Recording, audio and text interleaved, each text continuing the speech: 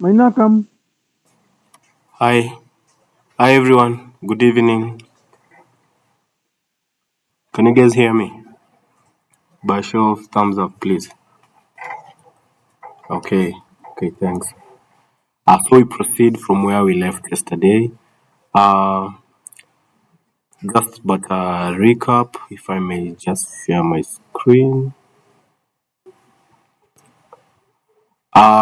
I remember we did a bit of data cleaning, and we had a focus on outliers, and we were trying to see before and after outliers how your model could behave with the fact that regression models get to be affected by outliers.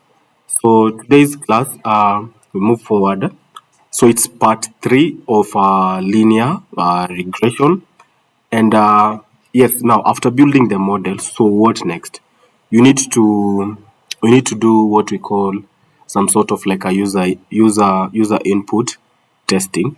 And before we can get to the advanced levels whereby we can come up with a Streamlit app or rather an API that gets to communicate with the user interface, we can still do it in our notebook by triggering the console. So what you're going to do here is trying to get user input. We do really understand that our mean squared error is low, but not as to the expectations because it should be as low as possible. Doesn't have a cap to the lowest cap to it. And your r squared should be at least coming about to a whole number that is a 1. So the mean squared error being low means that the number of times the model was making errors was low. And your r squared moving towards 1 means that your model is best fit for the dataset. So we're going to have some algorithms, and the algorithm will be focusing on how we can allow user input. And once we allow user input, so uh, are they mimicking what we are seeing?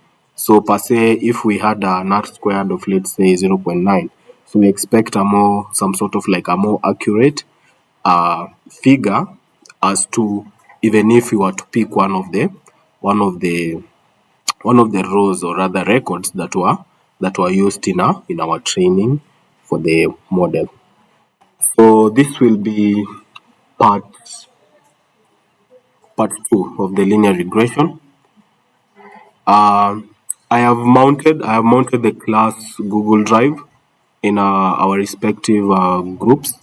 So when you get there, when you just open the drive, it's an open one. It doesn't need some sort of like a access privilege. So once you open it, you will see the folder for machine learning. You'll see also the folder for datasets. You'll also see the folder for class recordings. So in any case, you get to see there's a lot of communication in the group and you're trying to access a specific class recording. You can just refer there and you'll see. So, but a quick recap on the same. So for example, uh, for the September, you can see the folder here. So each of the links has the different groups. You can see the machine learning notebooks. Currently, we have two notebooks, the intro and linear regression part 1. Then we also have the dataset. So currently, I haven't shared any dataset, but I will soon, including the ones that we'll be handling in our groups. Then we have the class recording. And when you open this Google Doc, you will have the three classes whereby we have them. So the intro class, the first class, the second class, and the third class. So you just click here. It's an embedded link. Then it will direct you, so it becomes easier. Okay, but still I'll be sharing the links as normal in the group, just in case the communication gets to be a longer thread. You can make use of this shortcut. So to proceed on today's class, get the notebook. If you don't have the notebook, you can still go about to the folder, download the notebook, and catch up with us because still I will also upload today's notebook there. For those who feel like they will catch up later on, I can still share my link. So you'll be doing as we did in previous classes. I mean the one or two. You just refresh the link and you'll have the same output as my side. So I'm pasting it. So there it is. You can click here and you will get the same. Uh, so to continue from where we left. So here we are going now uh, going to now to develop uh, user interface for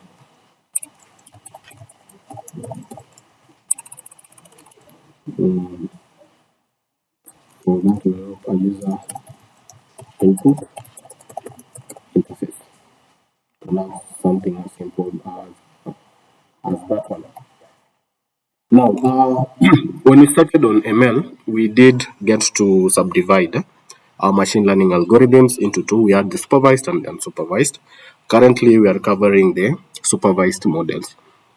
So the supervised models are the kind of models that get to learn from the features because as we were even doing this model, you can see here, we got to select our independent variables. So these are the independent variables, and this is the dependent variable. So the independent variables are the one that depend that the dependent variable depend on. So this is the dependent variable, and always you'll have only one variable as a dependent. So this being some sort of like a relay state data set, we had different metrics that were coming into place, uh, features. So we had the med house average, average rooms, the average bedrooms, population, average occupation. We had the latitude and the longitude, and of course the target here was the property because we are handling the Fetch California housing data set, self-descriptive. So we need to come up with a user interface that can allow the input. So you are able to key in the med the house average, the average rooms, you're able to key in the average bedrooms, population, the average occupation, we have the latitude, the longitude, and the model is able to predict for you the target. Okay.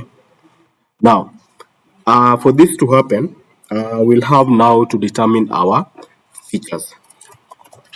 So here we determine the feature inputs. So in this case, primarily what you can when we'll have like a large data set whereby you've even scaled down to see whether in a correlation whether there is a positive correlation or rather negative correlation for the independent feature to be dropped. So here we're going to select all, and we're going to select all whereby we'll have the feature underscore names equals to our x. Now I'm working with the X in caps because the X in caps is the one that had our outlier affected. The drive links are in the group description, the class group WhatsApp. So they're there. So I will have my X dot columns right here. So remember the dot columns is an attribute in pandas that lists for you the column names. So it means that if I do this algorithm by itself by having the x dot columns, I will have all of them. So my notebook is still connecting.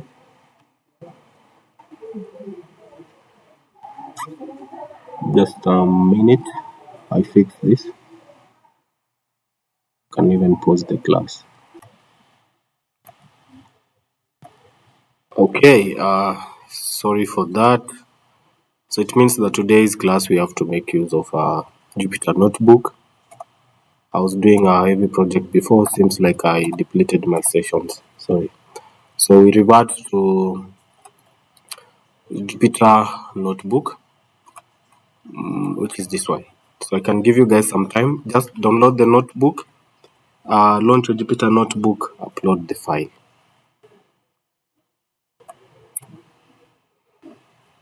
So you let me know. Give me a thumbs up once you're there, please.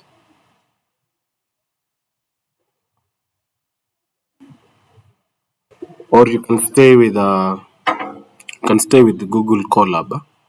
But for those who are following with the link, the Google Colab won't be working.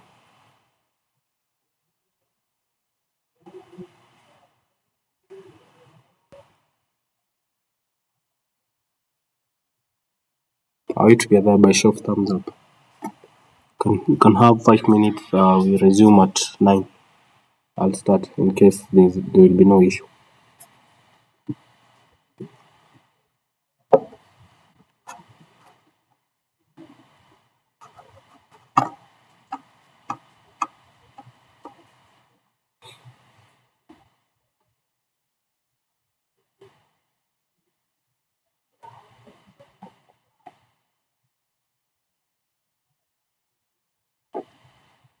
If you're good, you can give me a thumbs up. You can judge with the numbers whether to proceed. Eric is there, Zamzam, Diongo, Rashid. We're waiting on you guys.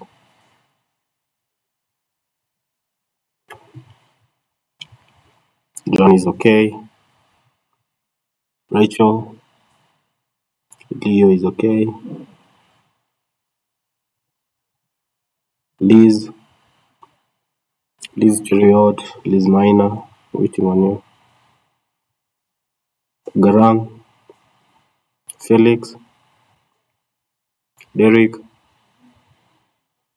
Anthony, so I can see majority. We are on the same page.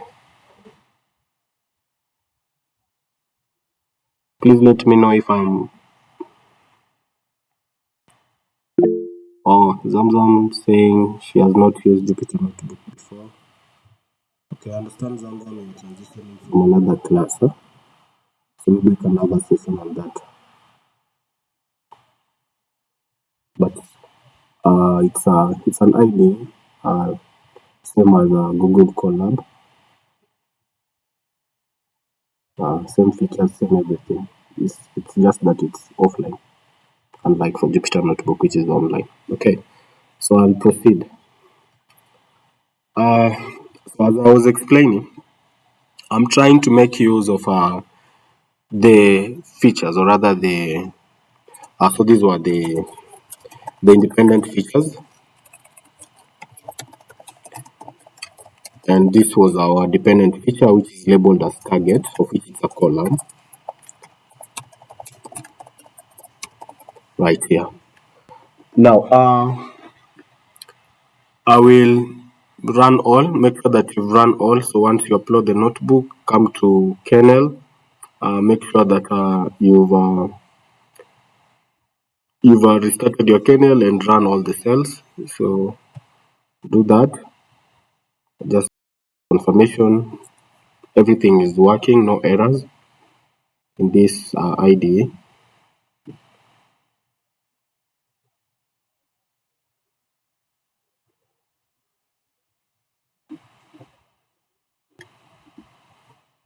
So mine is okay.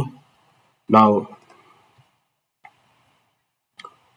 yeah, the notebook is in the class G drive, and you can find the link in the group description under machine learning notebooks. So the notebook is in the class G drive. You can get it from there.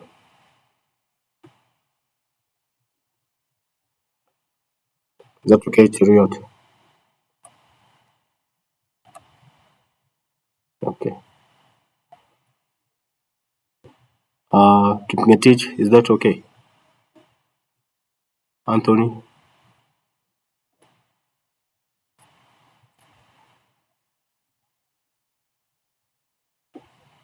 Okay, let me know in case you have issues. Okay, so I'll proceed. So we're trying to get features to have our user input. So remember, you should be having input from the user to interact with the model, some sort of like in the backend, but still, before we can get to that level of having APIs and having a Streamlit kind of web app for interactivity of the front end and the back end, we can still do it in our notebook by triggering the console. So we're going to have our feature list. So as I was saying here, so we had our feature list, and I said that we should be having this right here, which is a markdown, and I was having this as a testing user input. Can have it as even that way. So the notebook, it's kind of manual, so I'll bold mine that way. Now, to have our feature, so I will have a feature underscore names equals to. Now I'm doing an iteration of what we trained, but in alliance to the ones that were clean without outlier, so which was our x. So I'm picking everything from the x that is in caps, because remember we have two variable named x, the one that was in caps and the one that was in lowercase. So we have x dot columns, because if you just print x dot columns, you will see the column names. So if maybe you can have that right here, so you can see if I do x dot columns, I will have printed out my column names, and you can notice that in our x we don't have the target, because that's what we're trying to predict from our linear regression model. So my feature names will be based on med inc, house age, average rooms, the average bedrooms, population, average occupation, latitude and longitude, for whoever is going to make use of our model to input those particular data points. Now I'll delete this cell. So moving forward, I'm going to have it as to list. So to list is a function I'm introducing here, such that now everything is being converted to a list. Just a double check. I know it's in form of a list, but I'm having a double check for the same. Then now I will collect the user input. Upon collecting the user input, we can have this simple print statement coming up, whereby you may be prompting the user enter values for the following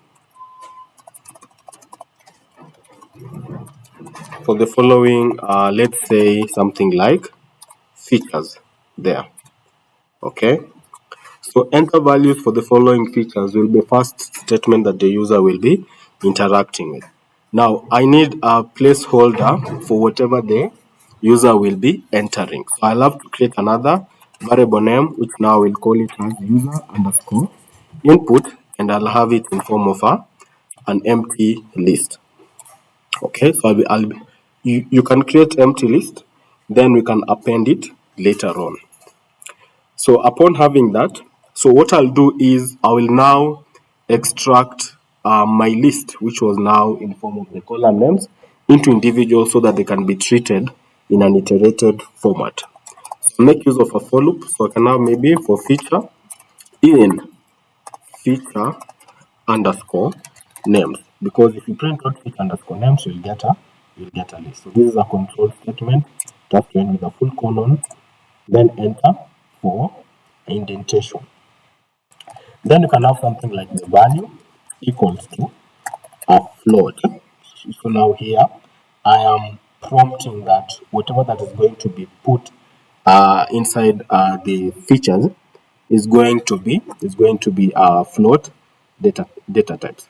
So I'll have float, open my parenthesis, now trigger the input console by having the input function.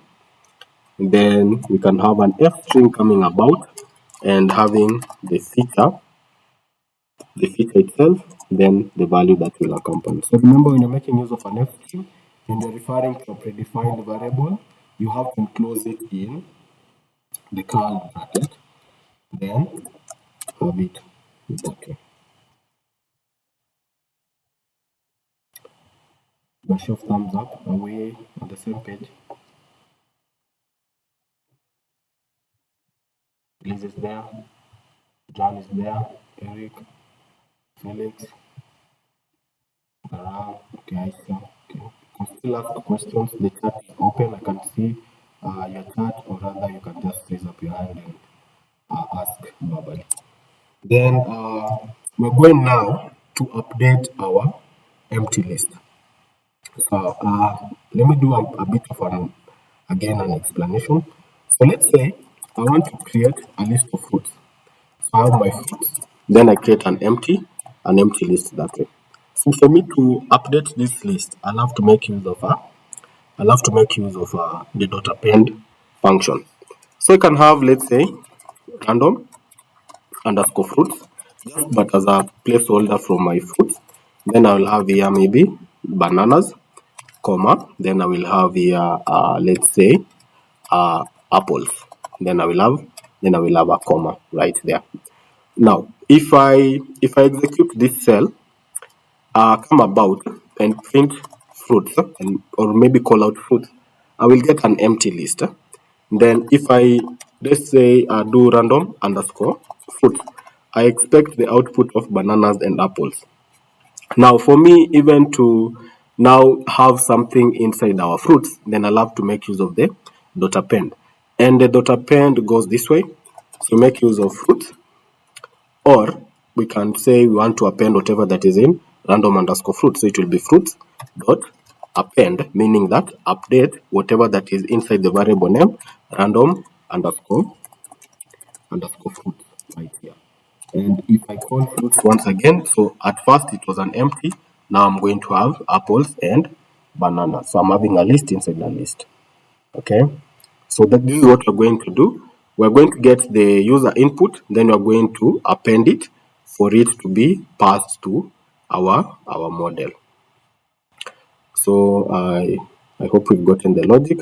So what we do here now next is now we get now our user underscore input dot append.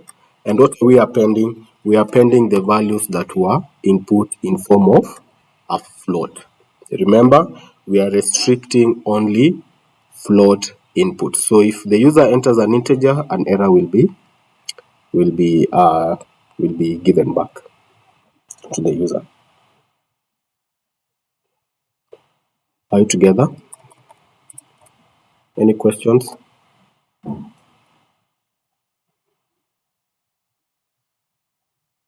Okay. Now we have received an input.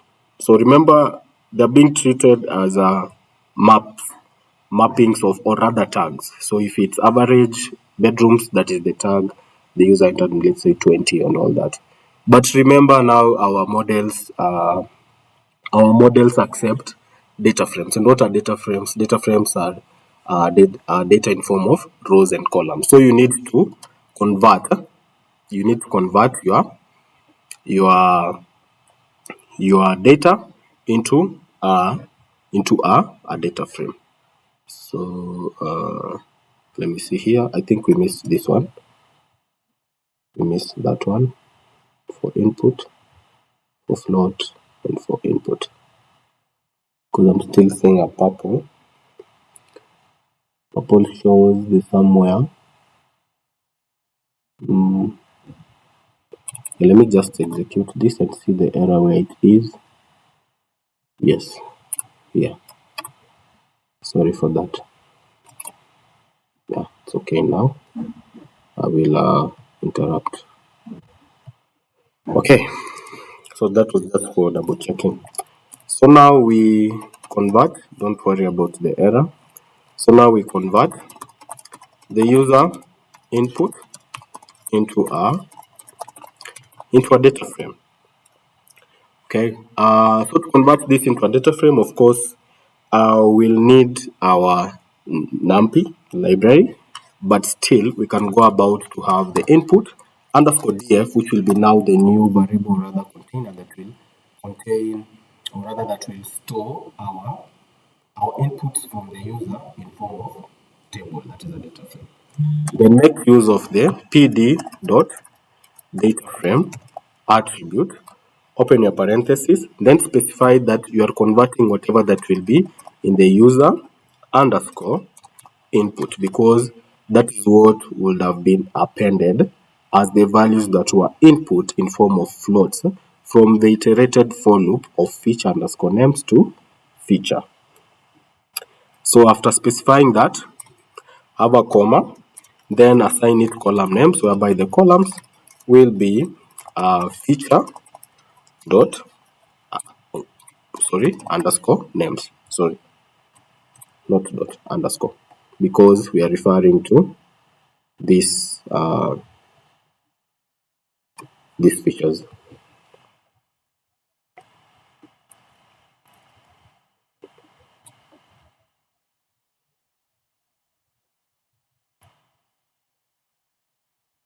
Okay, so I'm going to run this, then let me know if you are getting this console with the first value being brought up. I mean the first feature, not the value.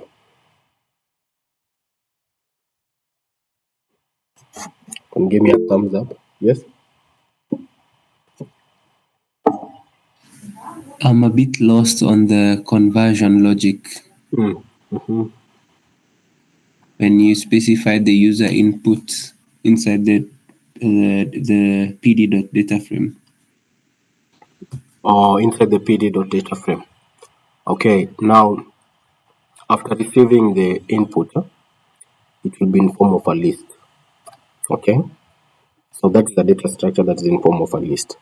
But remember, the supervised machine learning models handle data in form of a table. So you need to convert it to a table. So when you're converting it to a table, you need first to specify where it will get the data. After specifying where you should get the data by making use of the attribute pd.dataframe.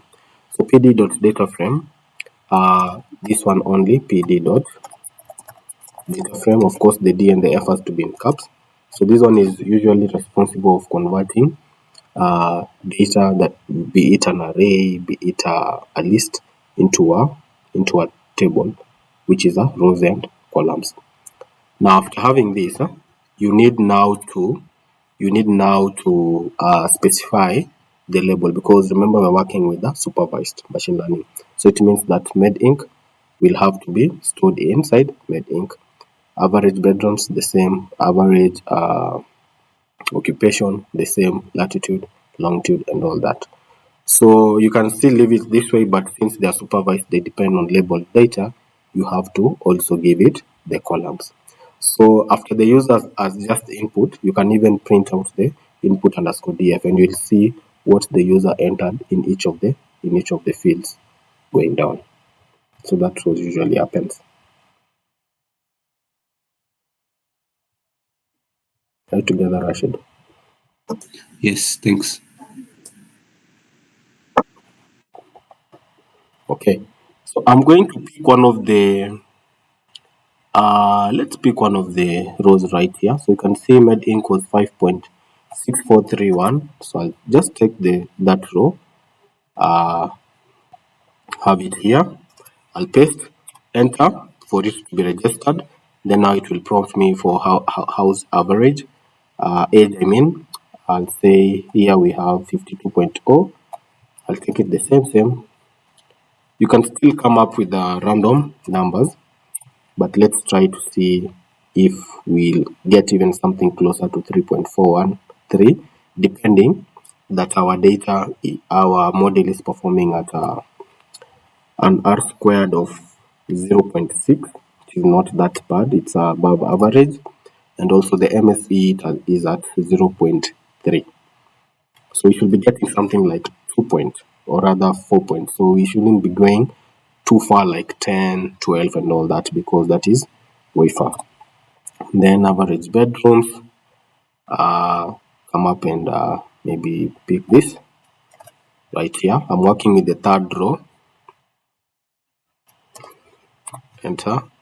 Population 558.0, have it right here, enter. The average occupation, that is 2.5547945. I'm going to have it right here, enter. And then can have latitude at 37.85, 37.85, longitude at negative 122.25, this one right here. Okay, and you can see now we are trying to get the target. So I will enter this, and we are not getting anything, but we've saved. Now, if you come right here and maybe print the user input, print the table of the user input, just to show you guys. So I'll have a print statement. Maybe you have just entered the below values. So you can have something like that.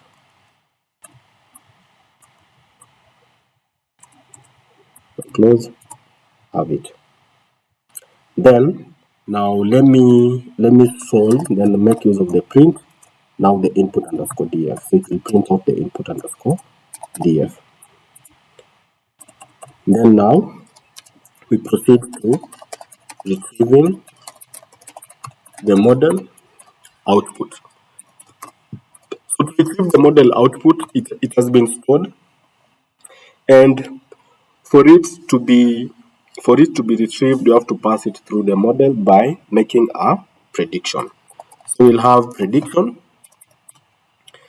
equals to model dot predict, open your parenthesis, then you have to pass in your input underscore df, which is stored in the index 0. So that is a syntax. Then you print out, I'll make use of an f string here, so we'll have a new line, predicted target value is, come up this, I don't think whether it was in dollars, so we just refer to our prediction. You can also add a currency symbol there. Let's convert this into two decimal places, so we can have the full colon, then dot 2f, and close. Have that. So let's see when we again input what happens. So I'll pick the same values. So we have 5.6431, 5.6431, 5.6431, enter. Then I can see we have 52.0. You can see we have 52.0. And then I can see we have 5.817352, 5.817312, something like that, I think.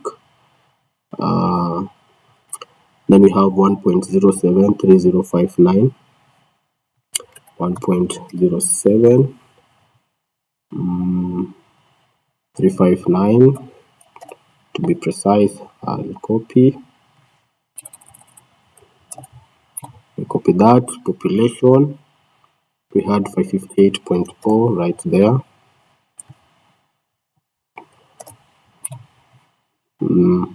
Then average occupancy, we have 2.54. Then you can have this right there.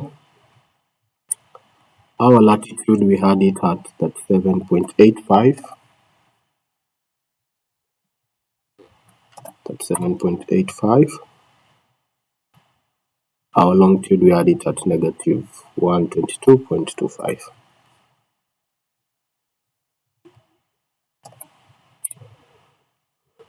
So you can see what you've just entered has been converted to this.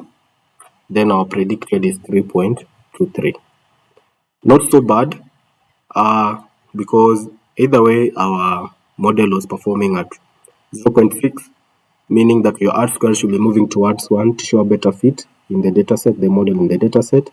And we had kinda, because this one ideally should be 0.0, but we have 0.31. And the value that was in this row was 3.413, and our model has been able to predict 3.23. So the model is not that bad. Rashid, have you seen how the values were converted to data frame now? Yeah, when we printed our input and ASCII DF. Yes. Yes.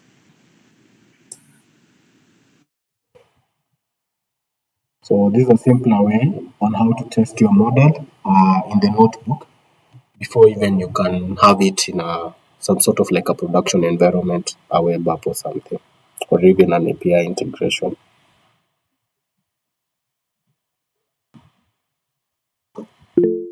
Yes, please ask. Hi, Tony. Hi. Would you please copy for me from the print the table of the user input bit? Okay, yeah. Yes, thank you.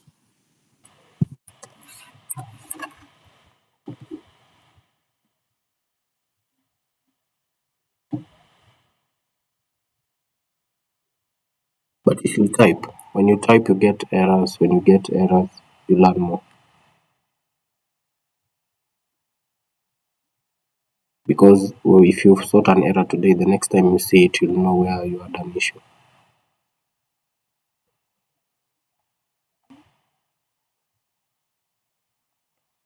Any question?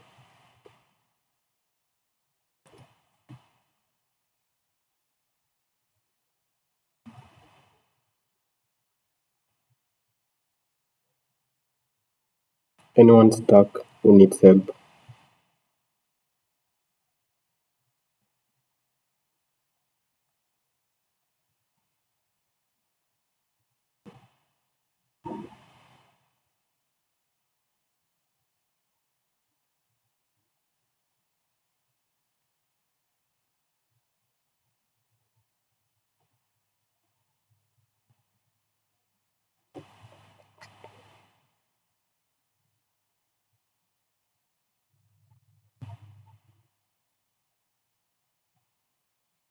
Should I proceed? By show of thumbs up, please. You can give me a sign to proceed. If you don't have any errors, questions on the algorithm.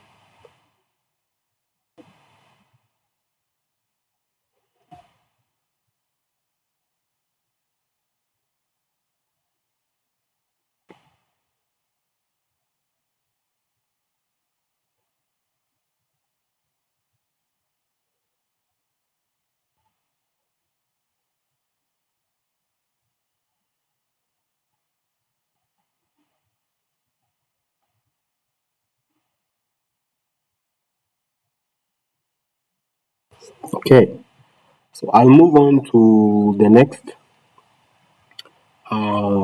model by making use of the same dataset, and it's called Lasso regression.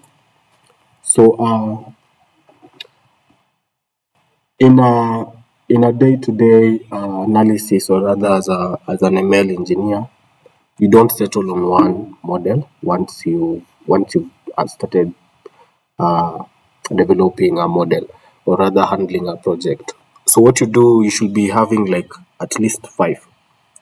So like for this data set, that is the Fetch California housing data set, we can come up with 3 then pick the best performing one as our final model, or rather even do more fine tuning of the model, which we're going to cover on later. That is the parameter tuning of models. So I'm moving to the next model, and the model is called Lasso regression. Now, what we are doing is we are not developing the models. What we are doing is we are making use of the open source APIs, which are now the models quote in quote, but now we are fitting in our data for the API, or rather the model, to learn, then be able to work around our environment. So assuming that the Fetch California housing dataset was the dataset that we went out there and collected, and we want to, do some sort of like predictive analysis. Now we've seen on how linear can do that for us. But there are other models, like we have now the Lasso regression. Now, the Lasso regression, what it does, it's some sort of like the same as a linear regression, but it has a regularization, which we call the alpha. So it controls the strength of that's the alpha, controls the strength of the penalty applied to the model. So what does it mean? It means that if the alpha is large, we'll have some sort of like more coefficients being shrunk to zero, and the model becomes simpler. Whereby now potentially come up with a better generalization but less interpretability.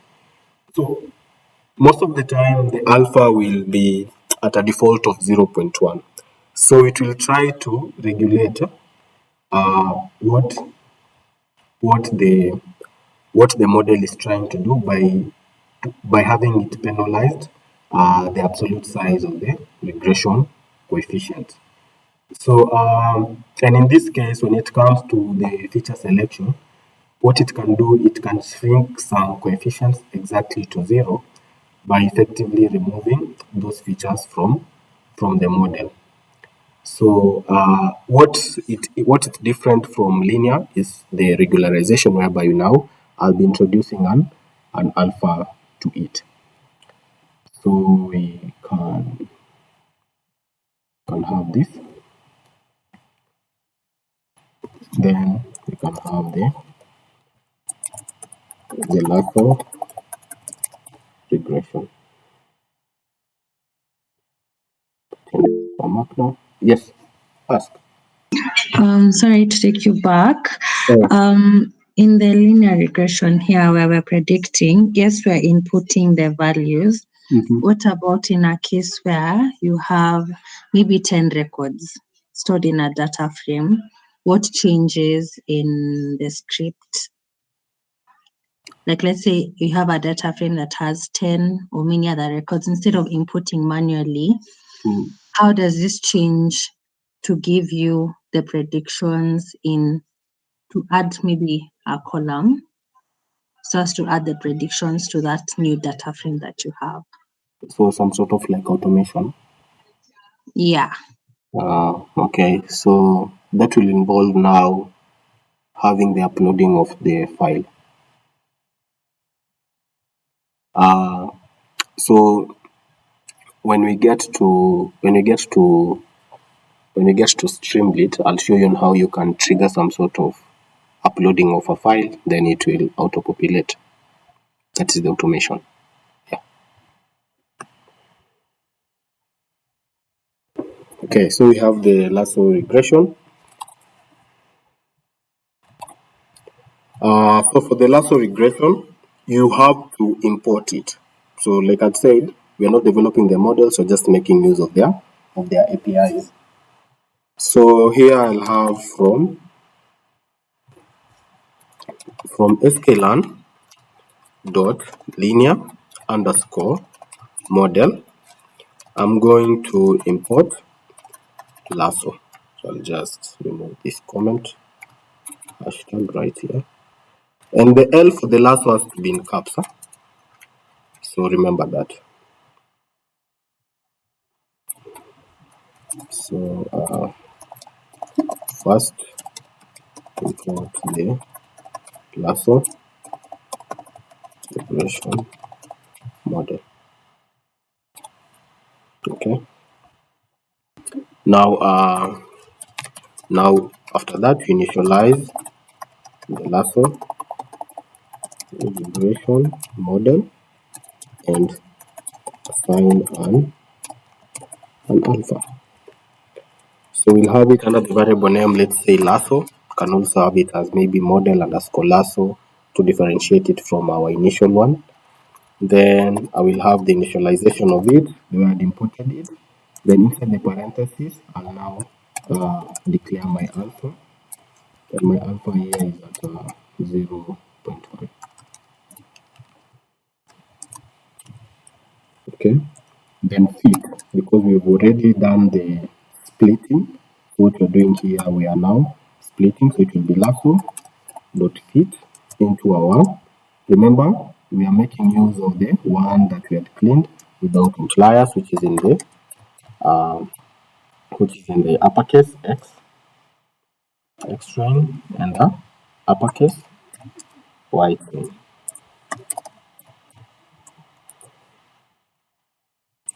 Then we do a prediction, so we can have here y underscore pred underscore Lasso, self-descriptive variable name, best practice.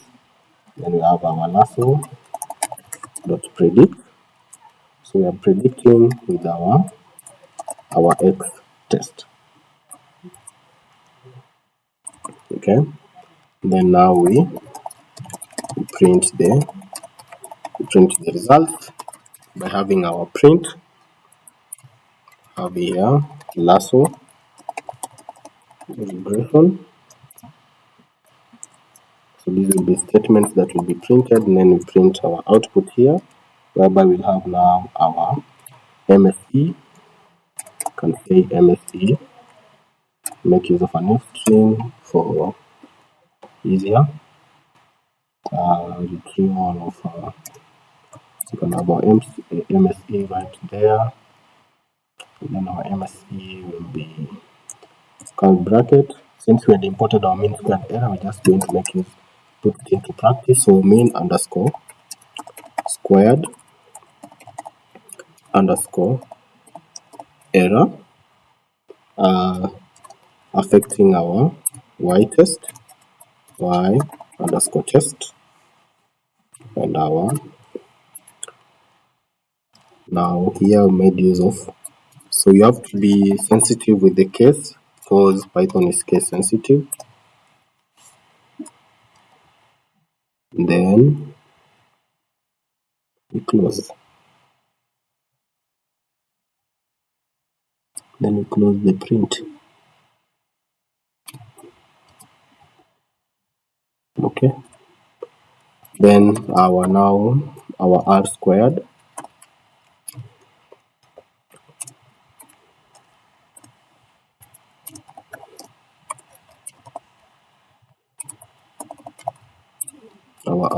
will be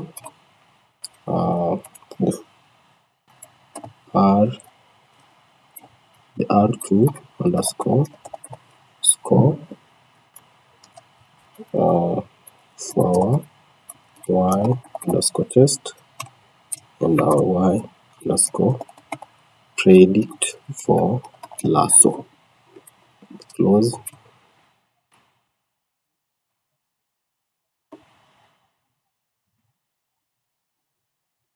Here we forgot our card.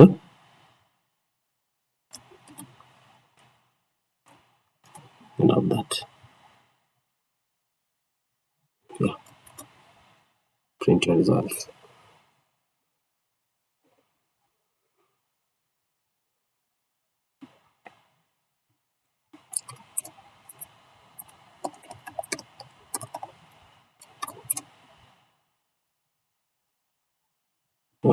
On that space. Can add some sort of like a this times to separate for more nicer output times 60. Then we have that. Let me control it. Maybe 40. Yes.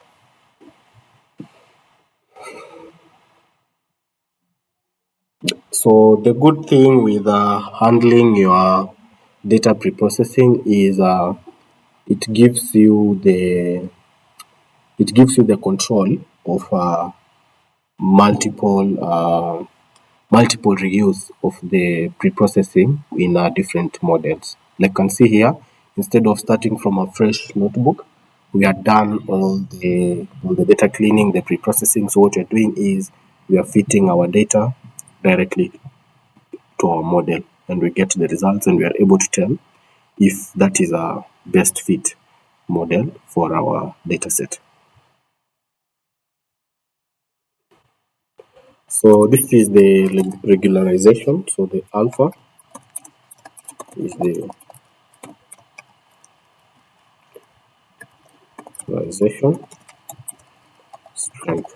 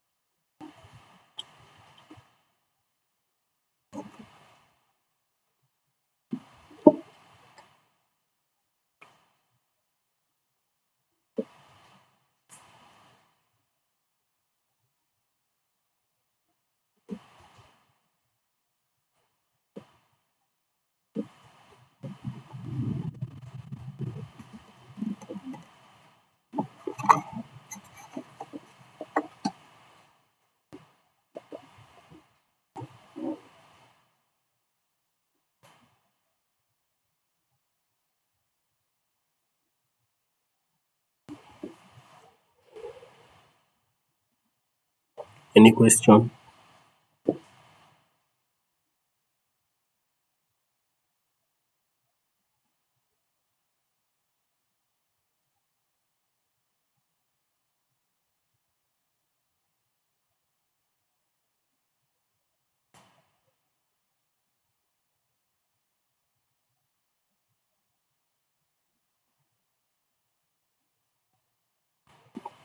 Anyone stuck with an error?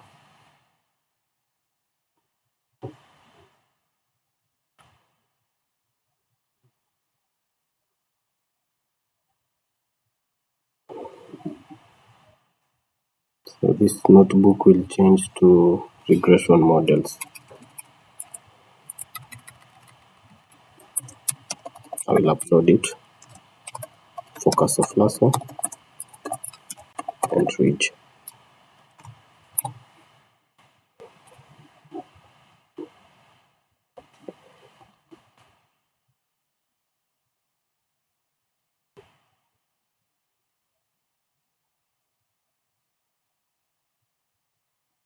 Should I proceed by show of thumbs up?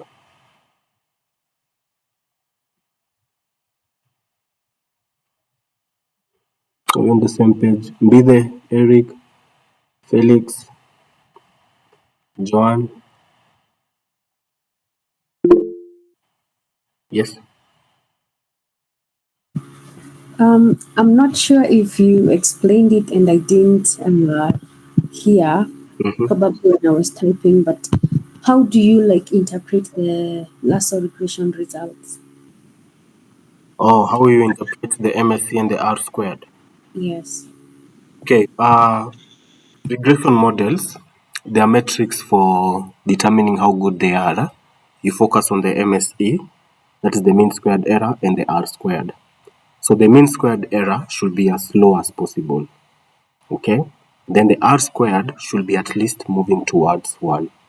By the mean squared error being as low as possible, it shows that the model was making less errors during the prediction phase. So it's able to predict less errors or more errors. So when the MSE is high, the model was making a lot of errors. When the MSE is low, the model was making less errors during the Y predict, during this phase here. Remember, you did have the training set and the testing set. So the testing set is the one that is used to evaluate the model. Now, when it comes to the R squared is there to show you if the model is best fit for that data set. So your R squared should always be moving towards 1. So an R squared that is above 0.7 is considered as a nice best 0.9, 0.85. But you can see here we have an R squared of 0.5. So meaning that the best fitting of our model to our data set is average. So the R squared should always be moving towards a whole number 1, while the MSE should always be moving towards further and further, that is low and low, to show you the model was making less errors during this phase, during the prediction of the testing set.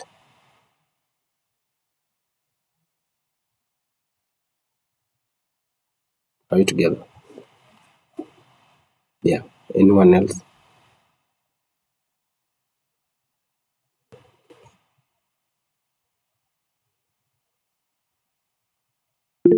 Yes.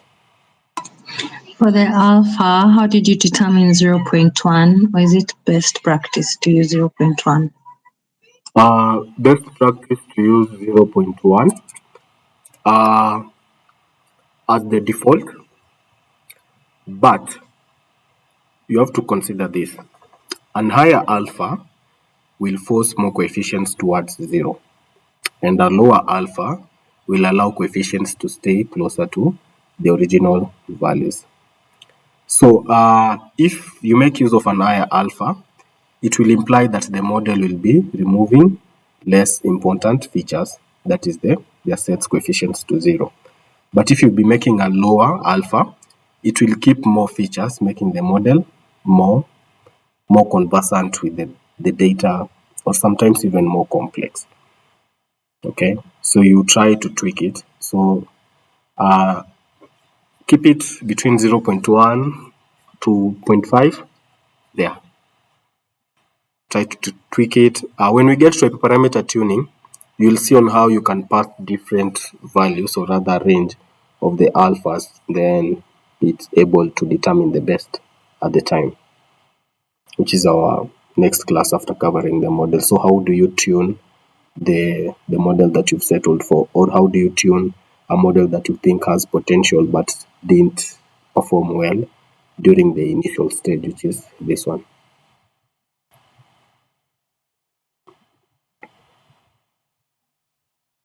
So all of them, most of them, they usually start with 0.1. That is the lasso and also the ridge, which we are covering now. Are you together, John?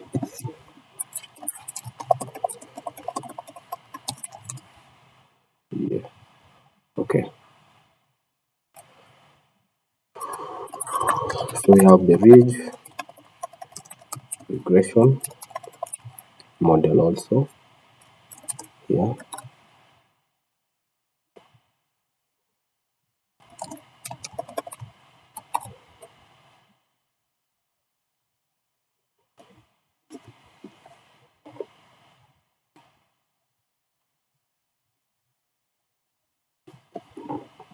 Okay, so for the ridge, it follows the same drill. So first, you'll have to import the model itself, which is the ridge regression model, and you get it from the sklearn. So it will be from sklearn.linear underscore model, import your ridge, then of course initialize, sorry for the typos, the previous code, the model, and set and alpha. Okay, so I'm going to have it under the self-descriptive ridge equals to my model itself, which is a ridge with an alpha of 0.1.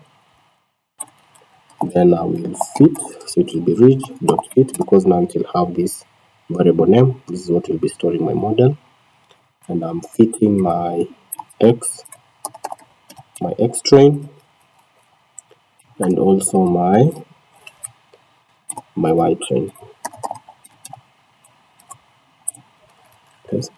And determine my prediction, that is the y underscore pred underscore ridge equals to my ridge dot fit, and I'm fitting with the dataset that I had set aside, that is my x test there, and also determine my results down here by having this.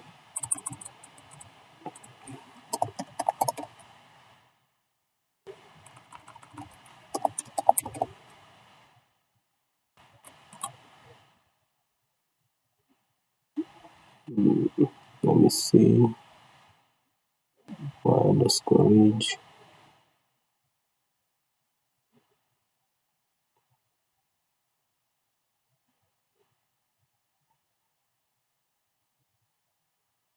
Okay.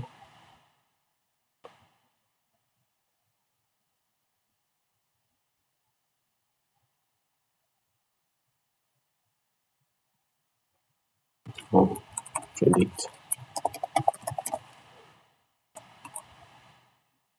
Yeah.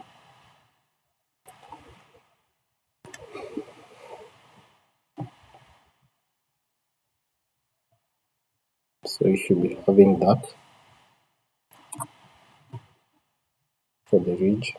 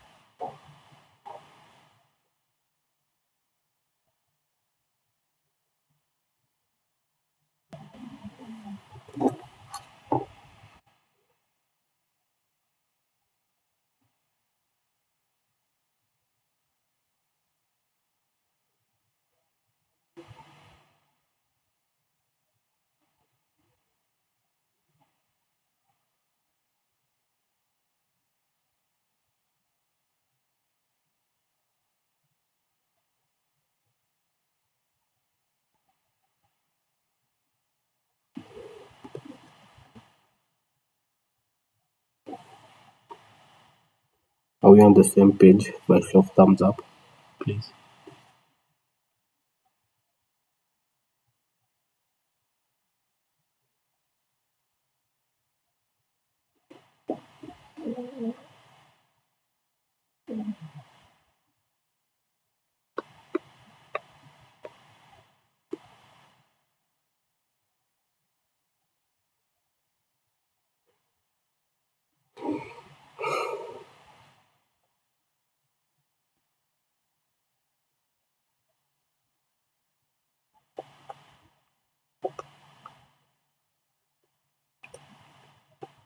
Anyone left behind?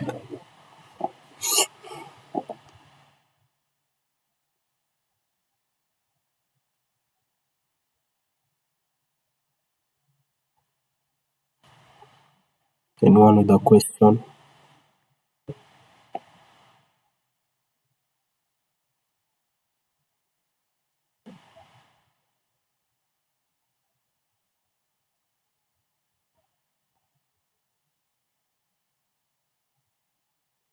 Okay.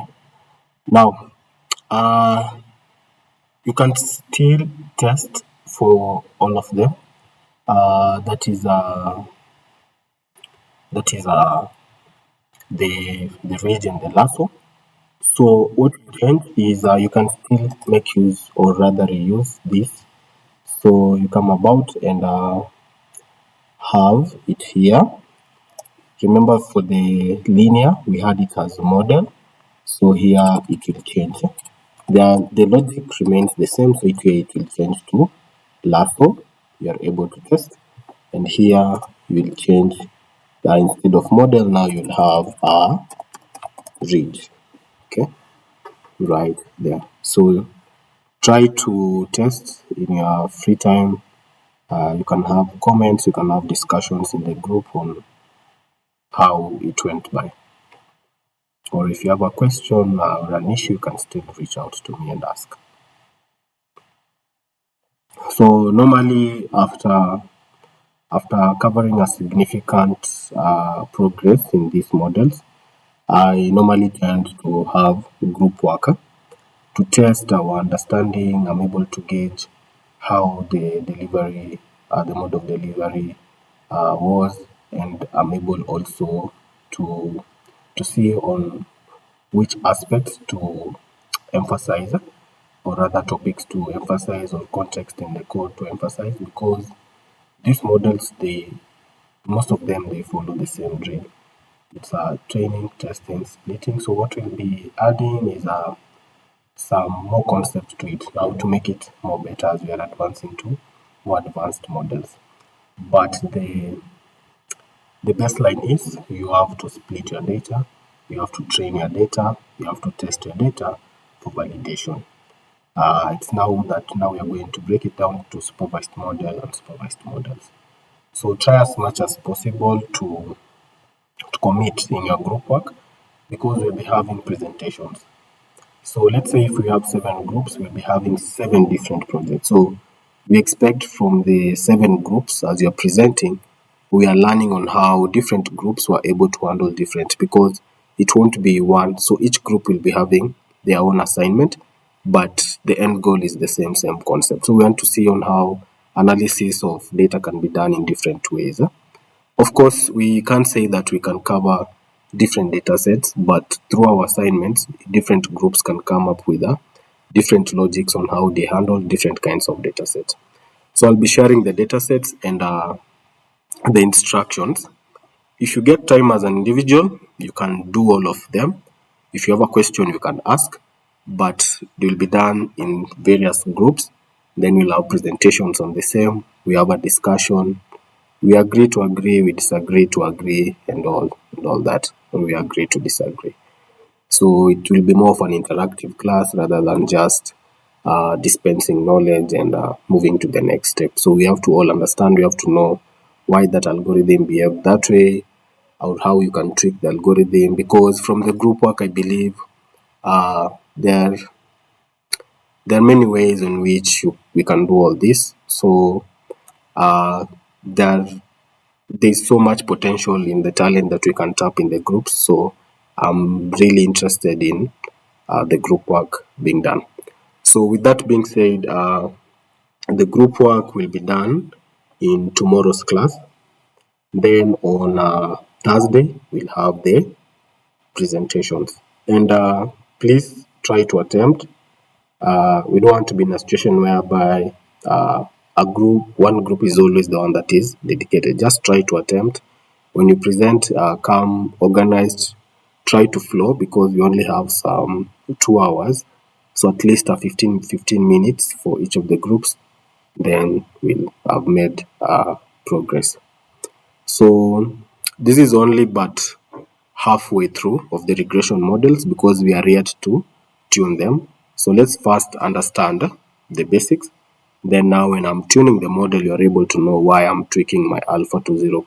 Let's say 5, why I'm dropping this model, why I'm moving forward with this, because we'll have understood we are doing that to better the model, or I'm picking this model because it best fits my data set. Unless there's a question, I'd wish to stop here for today. So no class tomorrow. We do our group work presentations on Thursday. Each group maximum of 15 minutes.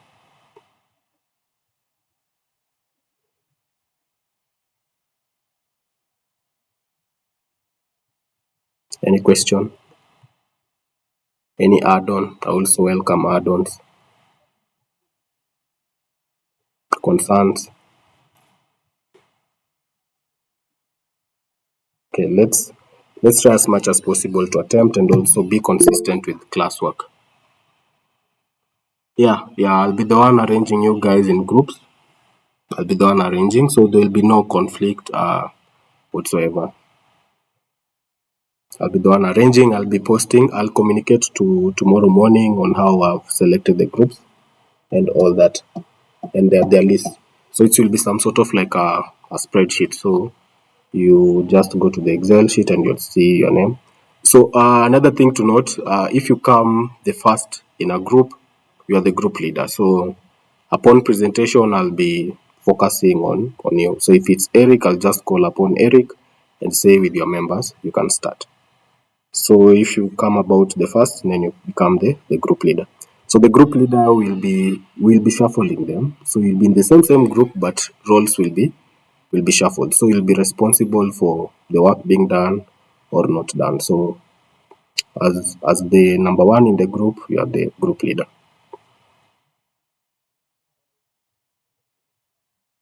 Okay, I'll see you guys tomorrow. I mean Thursday for the presentations. Okay, good night.